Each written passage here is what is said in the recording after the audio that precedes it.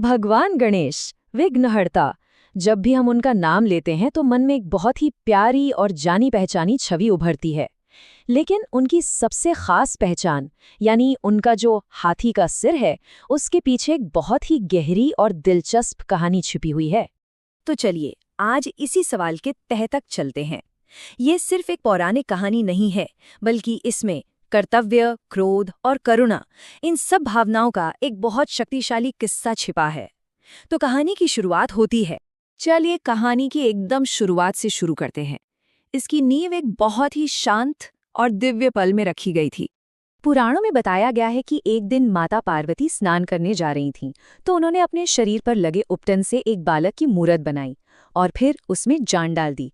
सोचिए, ये कोई साधारण जन्म नहीं था, वो बालक खुद देवी की शक्ति का ही एक अंश था। तो इस दिव्य बालक के जन्म के फौरन बाद ही उसे एक बहुत बड़ी जिम्मेदारी दी गई। माता पार्वती ने उस बालक को आदेश दिया, सुनो, जब तक मैं स्नान करके बाहर नहीं आ जाती, किसी को भी अंदर मत आने देना। ये एक बिल्कुल साफ और सीधा आदेश था, और उस बालक के लिए अपनी माँ का कहा मानना ही उसका सबसे बड़ा कर्तव्य था। उस बालक ने तो अपनी माँ की आज्ञा को ही अपना धर्म मान लिया। लेकिन कहानी में टकराव की असली शुरुआत यहीं से होती है, क्योंकि कुछ देर बाद वहां खुद भगवान शिव आ पहुंचे। अब देखिए, यहाँ पर स्थिति कितनी अजीब हो गई थी। दो ऐसी शक्तियां आमने सामने थी जो अपनी अपनी जगह सही थी। एक तरफ था एक बेटा जो बिना सवाल किए अपनी माँ का हुक्म मान रहा था, और दूसरी तरफ थे घर के स्वामी महादेव, जिन्हें अपने ही घर में आने का पूरा हक था। दोनों में से कोई भी पीछे हटने को तैयार नहीं था। तो भगवान शिव ने अंदर जाने की कोशिश की, लेकिन उस बालक ने रास्ता रोक दिया।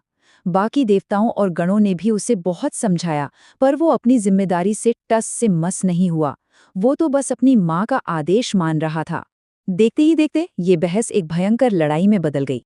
जब समझाने बुझाने के सारे रास्ते बंद हो गए, तो भगवान शिव का गुस्सा अपनी चरम सीमा पर पहुंच गया, और उन्होंने अपने त्रिशूल के एक ही वार से उस बालक का सिर धड़ से अलग कर दिया। पल भर में अपने कर्तव्य पर अड़ा वो वीर बालक जमीन पर गिर गया। ये बहुत ही दुखद पल था, लेकिन इस घटना के बाद जो हुआ, उसने सिर्फ एक परिवार को ही नहीं, बल्कि पूरे ब्रह्मांड को एक बड़े संकट में डाल दिया।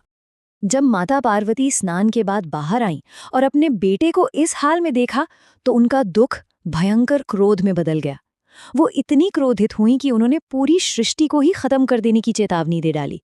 अब ये सिर्फ एक माँ का दुख नहीं था, ये एक ब्रह्मांडीय संकट बन चुका था।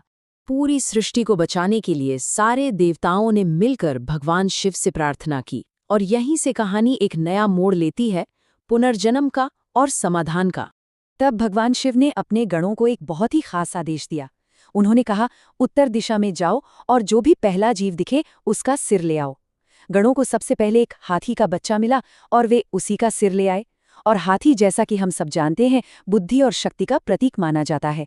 भगवान शिव ने उस हाथी के सिर को बालक के धड़ पर लगाया और उसे फिर से जीवित कर दिया।